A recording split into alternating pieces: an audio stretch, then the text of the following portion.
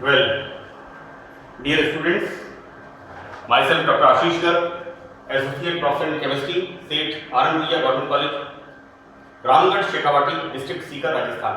बच्चों, हमने topic start किया हुआ है BSc part second organic chemistry में। टॉपिक है फिनोल्स। देखिए, फिनोल्स आप लोगों ने 12th स्टैंडर्ड में भी आपने उसकी स्टडी की है, लेकिन बीएससी पार्ट सेकंड में थोड़ा सा ऑब्वियसली सीनियर क्लास है, आपने 12th में पढ़ा था। Now this is the 14th class, तो 2 साल बाद आप इसे वापस पढ़ेंगे। थोड़ा सा इसका एक्सपेंशन किया हुआ है। Now we start chemical reactions. मैंने 4th पार्ट में ये जो फिनोल है, फिनोल के OH ग्रुप की रिएक्शंस के बारे में बताया है, राइट। फिनोल की OH ग्रुप की रिएक्शंस के बारे में बताया है। अब हम यहां पर पढ़ेंगे बेंजीन रिंग की रिएक्शंस, राइट। और ऑब्वियसली जैसा नाम यहां पर लिखा हुआ है, एरोमेटिक इलेक्ट्रोफिलिक सब्स्टिट्यूशन, एरोमेटिक प्रतिस्थापन अभिक्रियाएं, राइट। बीएससी पार्ट फर्स्ट में एक टॉपिक है एरिंग्स एंड एरोमेटिसिटी। मैं ये रिएक्शंस आपको बता रहा हूं, तो लगभग रिपीटिशन ऑफ द रिएक्शन, यहां पर बीएससी पार्ट फर्स्ट का ही ये रिपीटिशन है। यानी एक तरह से ये जो आज मैंने टॉपिक लिखा है, ये 12th का और BSc part first arenes and aromaticity, उसी का रिपीटिशन है। थोड़ा सा ये एक्सपेंशन है इसमें अकॉर्डिंग टू द क्लास, क्योंकि बीएससी पार्ट सेकंड क्लास है। देखो बेटा, यहां पर क्या है कि एरोमेटिक इलेक्ट्रोफिलिक सब्स्टिट्यूशन, यहां पर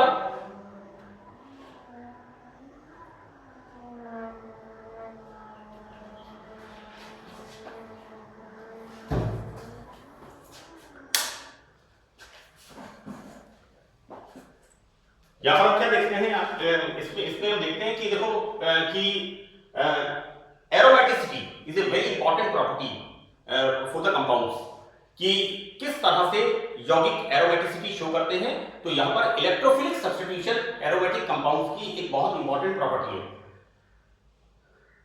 मैं इन रिएक्शंस को शुरू करने से पहले आपको थोड़ा सा बता दूं कि एरोमेटिक कंपाउंड्स जिनमें एरोमा होती है, right, and aromatic compounds aroma, fragrance, smell जिनमें होती है, और एलिफेटिक कंपाउंड्स एल्फॉस, चिकने, ऑयली पदार्थ, राइट। दीज आर द ऑलिफेट, जो शब्द हमारा बना है एलिफेटिक, दैट इज फ्रॉम एल्फॉस।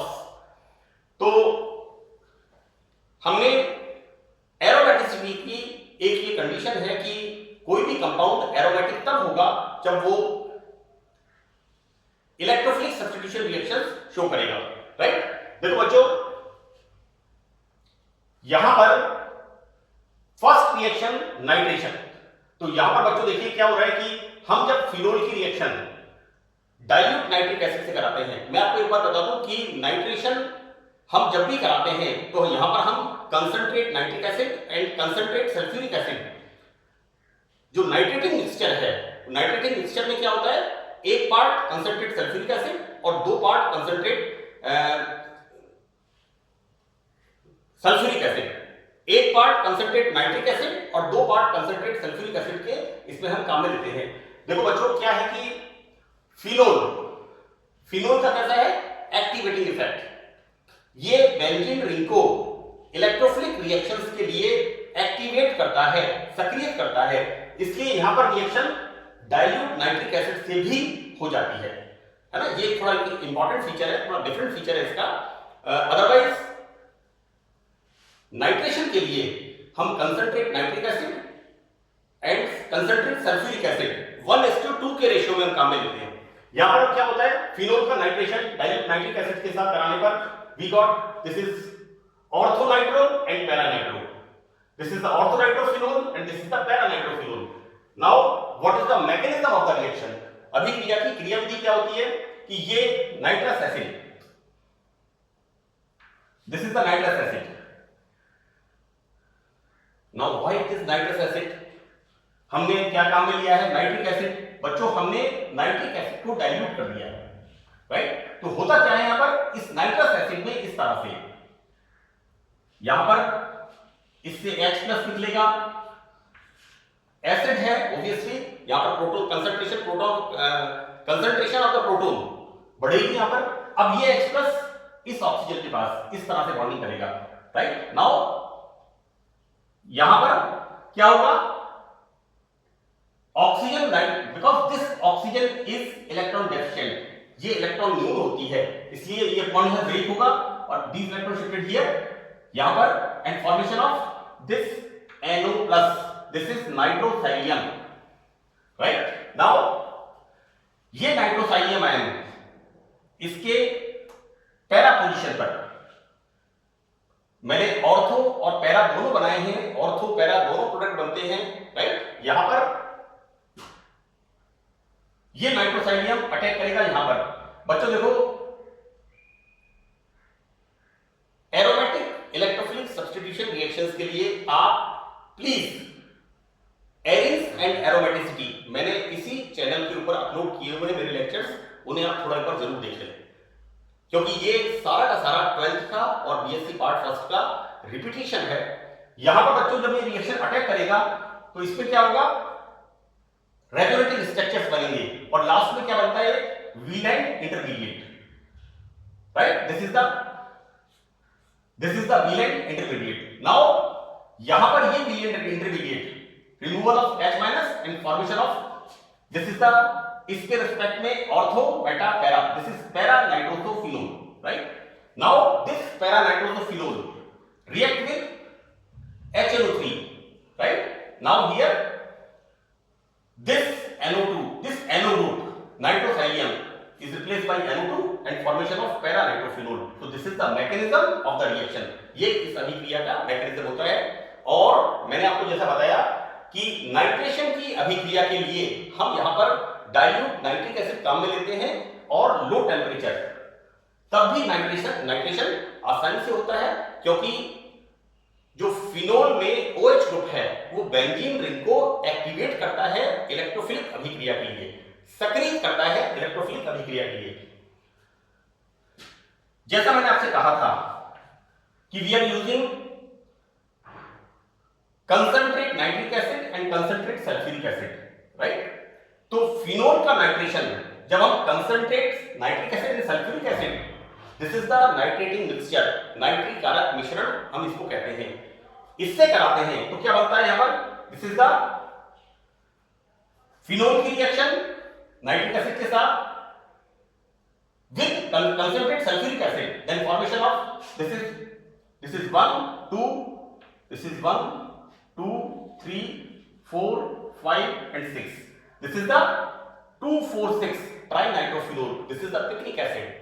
एक सॉलिड कंपाउंड होता है येलो कलर का, हम कॉमनली पिक्निक एसिड को कॉमन शेल्फ में, हम जब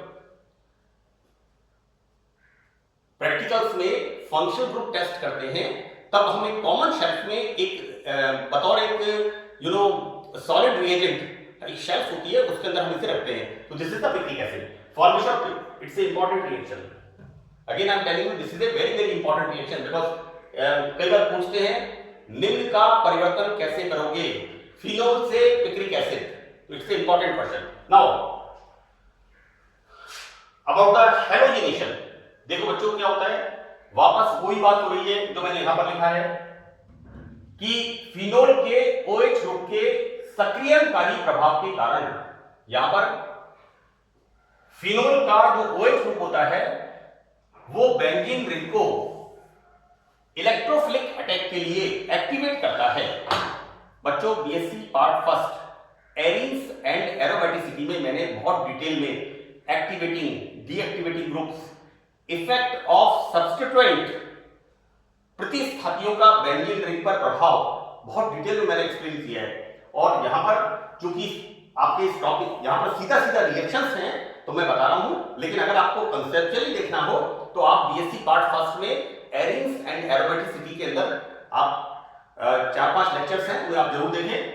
यहां पर ये फिनोल जब हम इसकी ब्रोमीन वाटर के साथ रिएक्शन कराते हैं तो यहां क्या बनता है, again same, this is 2,4,6 tribromophenol, right.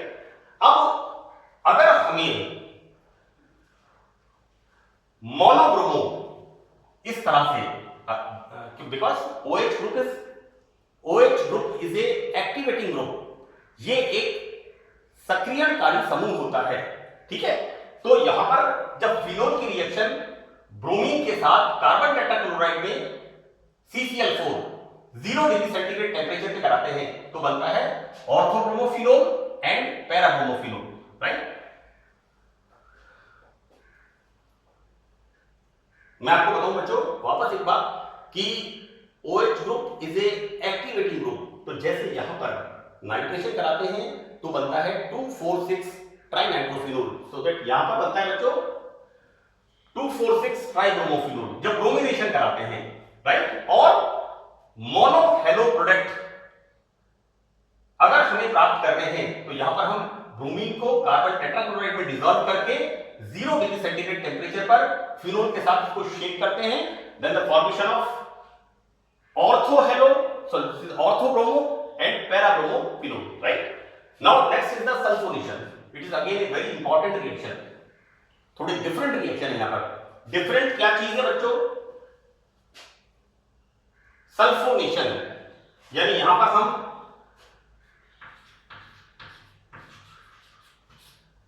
SO2OH group, सल्फोनियम, this is the nitronium, here bromonium, because electrophilic substitution reaction है ना, यहां पर यूज करेंगे ब्रोमोनियम, यहां पर सल्फोनियम।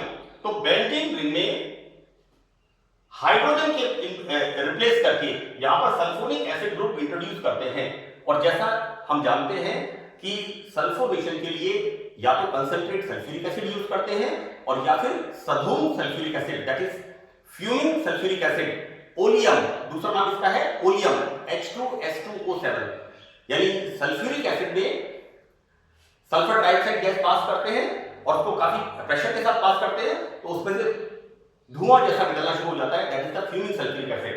तो बच्चों यहां पर phenol when react with concentrated sulfuric acid at temperature 15 degree centigrade, clear. तो बच्चों देखो यहां पर क्या बन रहा है, दिस इज द, अब देखो बेटा यहां पर मेन फंक्शनल ग्रुप है सल्फोनिक एसिड, तो इसके रेस्पेक्ट में ये ऑर्थो और इसके रेस्पेक्ट में ये पैरा, तो ये क्या बनेगा ortho hydroxy benzene sulphonic acid, और यहां क्या बनेगा para hydroxy benzene sulphonic acid, right. मैंने आपसे कहा कि ये थोड़ा डिफरेंट है बच्चों, यहां पर 15 डिग्री सेंटीग्रेड पर जब फिनोल की रिएक्शन कंसंट्रेट सल्फ्यूरिक एसिड के साथ 15 डिग्री सेंटीग्रेड पे कराते हैं तो ortho product, ortho hydroxy benzene sulphonic acid is the main product, while जब फिनोल की रिएक्शन कंसंट्रेट सल्फ्यूरिक एसिड से कराते हैं 100 डिग्री सेंटीग्रेड टेम्परेचर पर, तब पैरा हाइड्रोक्सी, सी बच्चों नाम यही है, आप थोड़ा नाम इसके लिख लीजिएगा, ये हो गया आपका इसके रिस्पेक्ट में, this is the main functional group sulphonic acid, ortho meta para, this is the para hydroxy benzene sulphonic acid, right. तो हमें इस बात का ध्यान रखना है, टेम्परेचर का हमें विशेष ध्यान रखना है। अगर हमारा क्वेश्चन पेपर में सवाल आता है इन रिएक्शंस को पूरा करने के लिए, तो लो टेम्परेचर पर तो ortho hydroxy benzene sulphonic acid is the main product, जबकि 100 डिग्री सेंटीग्रेड टेम्परेचर पर para hydroxy benzene sulphonic acid, see, ये हमारा मेन प्रोडक्ट होता है। नाउ नेक्स्ट रिएक्शन हमारी इसमें है, that is Friedel-craft reaction, right. Friedel-craft reaction हम 11वीं 12वीं क्लास से एल्काइलेशन एंड एसाइलेशन, राइट, या तो CH3 एल्किल ग्रुप का समावेश करते हैं या फिर CH3CO, राइट। तो या तो हम यहां पर दो तरह से होता है फिनोल में, एल्काइलेशन एंड एसाइलेशन, दोनों प्रकार की अभिक्रिया होती है। देखो बेटा we are using here AlCl3, है ना, the common reagents BSc part first में एरिंग्स एंड एरोमेटिसिटी मैंने बहुत डिटेल में रिएक्शन बताई है। क्या कॉमन रिएजेंट्स होते हैं फ्रीडेल-क्राफ्ट एल्काइलेशन के लिए? One is the BF3, AlCl3, FeCl3, ZnCl2, these all are Lewis acids, Lewis अम्ल होते हैं ये, है ना। अब बच्चों लुईस की हिंदी नहीं होती कोई, है ना। तो phenol in the presence of AlCl3, right, क्या बनेगा यहां पर, ortho and para, this is the orthocresol and this is the paracresol, right. Now when phenol की रिएक्शन जब एसिटिल क्लोराइड के साथ कराते हैं, अगेन हमारा कैटलिस्ट यहां पर क्या यूज कर रहे हैं, AlCl3। तो बच्चों देखो, formation of para and formation of ortho, ये क्या बनेगा, दिस इज, देखो बेटा यहां पर keto group is the main senior group, तो यहां पर ortho meta para, this is para hydroxy acetophenone, acetophenone own ketone, है ना, this is para hydroxy acetophenone and this is the ortho hydroxy, this is the